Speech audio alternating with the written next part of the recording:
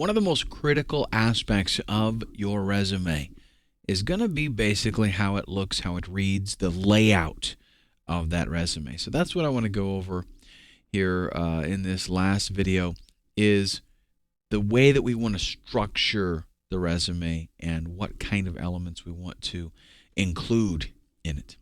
Here are the basic sections that need to be addressed in your resume and in this order. Contact info, keywords, and we're going to be going through each one of these, in the subsequent videos here. This is just kind of an overview. Accomplishments, experience, education, affiliation, and with education, experience, and affiliations, and training, which is the last one we're talking about, just mostly related to professional experiences, affiliations, and training. So contact information. This first and foremost should be at the tippy top. This can include, and should include, in fact, name, phone number, professional email, and I do mean professional. Okay, you don't want some, studbunny@hotmail.com. That's not what we're looking for here. You can use the free email clients, like Gmail and Yahoo and all that kind of stuff. That's fine. But everything before the @ needs to be 100% professional. You can put a mailing address there. Honestly, it's not a requirement because most people are going to probably want to call you or email as opposed to actually mailing you something. But if you feel more comfortable with that, you can put that there. Do not use your current employer's contact information. That is, that's really just lame. Don't do it. No email address, no phone number, no nothing about your current employer in the contact details. These people, a lot of them, especially the HR department, they're just going to be looking for any reason to not like you and to trash your resume. And that right there will be one for them.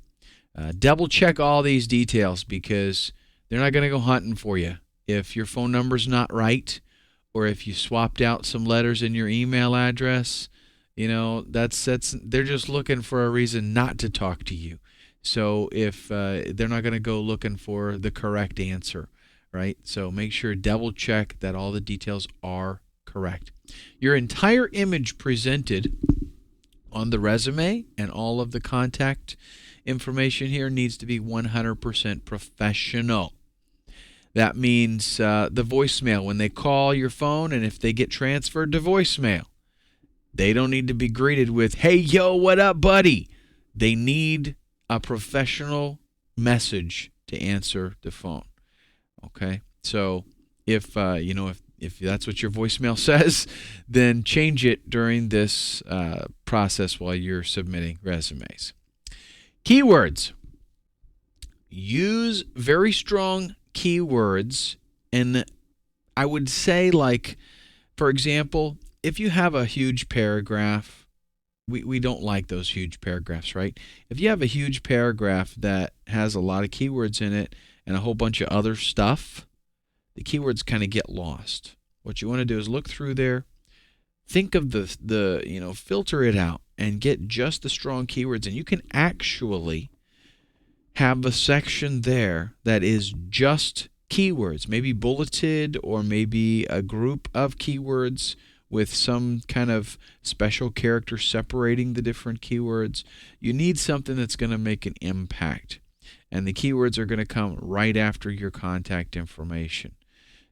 Not a block of text longer than 4 lines.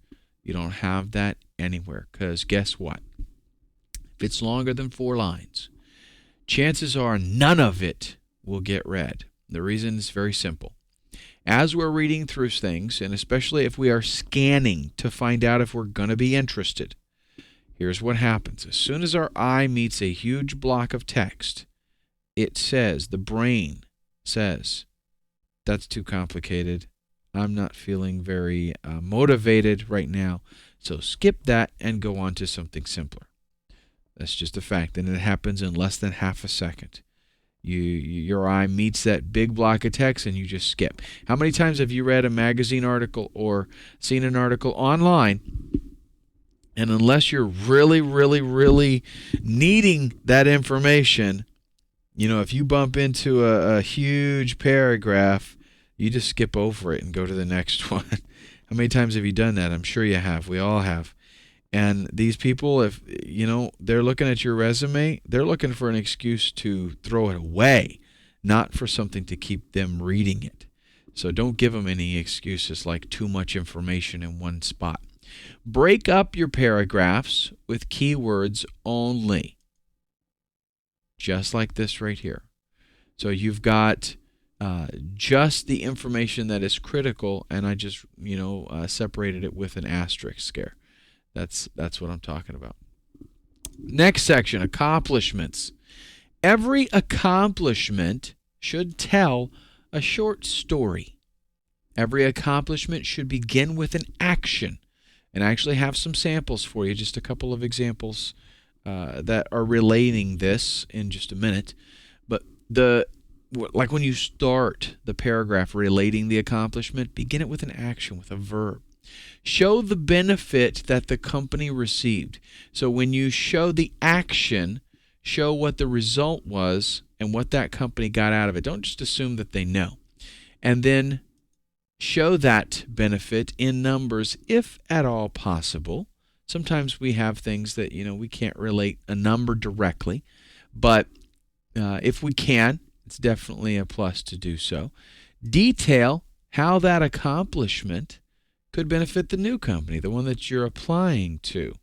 If you can tie those in together, that's great. Like if you've done your research and you found out there's something similar that they're facing, absolutely fantastic. Show, hey, this is what I did for them.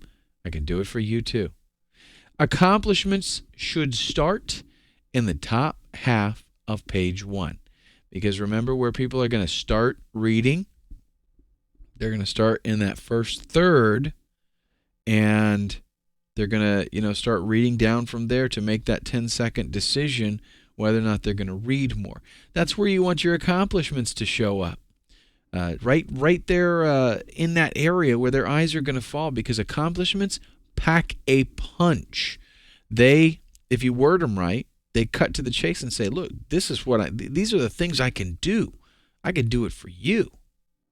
Consider putting some accomplishments in the experience section, which that will be actually the next section. But what you want to do is a lot of times put your experience, list it like a regular experience, and then do like a paragraph after that where you have taken your accomplishments and just abbreviate them like I'll show you in an example here that'll make it a little bit easier. Here is a sample of an accomplishment. Achieved, that starts with a verb, right?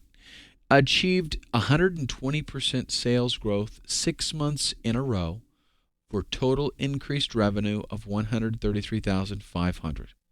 So I have quantified things. I've put numbers on it. This is exactly what I was able to do. And, here's the money that I brought in. If you can show people I did something that brought in this extra amount of money, that right there tells them, well, he's worth a lot, or she is worth a lot. And possibly they can do the same thing here for us. Here's another example. Developed processes to save an average of $12,100 per quarter without a negative impact. And I need to really work on my grammar spell checker thing because that should say without a negative impact. Experience. This is our next section. This is a history of your professional work experience in reverse chronological order.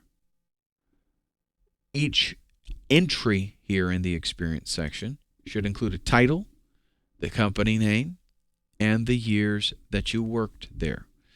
Now, what's good to do is to make each one of those different elements stand out by typing them a little bit differently. So, for example, in this sample, I put the company name in all caps, and then the location and years there in a different, in just regular text. And then the title of the position, I bolded that so that each one of those elements is distinct and somewhat different, and they stand out, and it's easy for them to read it that way. That's all this section needs to have, is the just the basic elements that we talked about here: the company title and years that you worked there. Education. This is, for the most part, going to be a very simple area for you to do, but there's one thing that I want you to pay particular attention to. Don't put things here that you don't actually have. A lot of people do that, and that is not only lying, but that's also asking for big trouble. Don't put things that you don't have. Don't put degrees there that you don't actually have. Now, you can omit things. You can leave things out if you think that they would be harmful. For example, let's say that you have now retired from being a college professor, okay? Or you have retired from being an electronics engineer, and you're making a pretty good pension, but you'd like to just do a little bit of work, and you want to get a job at a bookstore, and you just decided that's what you want to do for the rest of your life. It might be a good idea for you to leave any of those degrees off of your name, right? And even out of the education section, and possibly out of the experience section, just because for some jobs, and I'm not saying this is always the case, there could be exceptions, but for some jobs, you seeming overqualified could be a detriment to you. They might not ever call you simply because they think, well, overqualified and going to want too much money. So for some things, and you'll have to feel that out yourself. I can't give you a hard and fast rule of where that falls into play, but that's the kind of thing that you're looking for. If you seem overqualified, and there could be a concern there on their part, then you might want to leave some of that stuff out. Schools, locations, degrees, dates of graduation, these are the kinds of things that we want to include there. If you had a high GPA, then you want to put that in there too. If it was just average, then don't put it. But if it was like a 3.7 or a 3.8 or something like that, then definitely you want to get that in there. Include any time in college, even if you didn't graduate. So if you went to college for a couple of years, never got your degree, started working and just got too busy, maybe you started a family, whatever, put the time in there that you did attend college, because that is a benefit. Affiliations, nothing personal, only professional affiliations. So you don't put, for example, I'm a lifetime member of the NRA. Who cares unless your job happens to be related to hunting, right? But for the most part, it can only do damage to you. There's a lot of personal stuff that people can get involved in that can cause friction with other people. You don't need that. Related to the position. So any affiliations that are, not only professional, but specifically related to that position, you want to make sure that you get those in there. So as an example, if maybe you're a photographer for a magazine or something, and you're applying somewhere else, and there's some kind of association of photographers, then definitely you want to get that in there. Training. This again, keep it professional. Mostly training that has to do with your career or the field that you're in.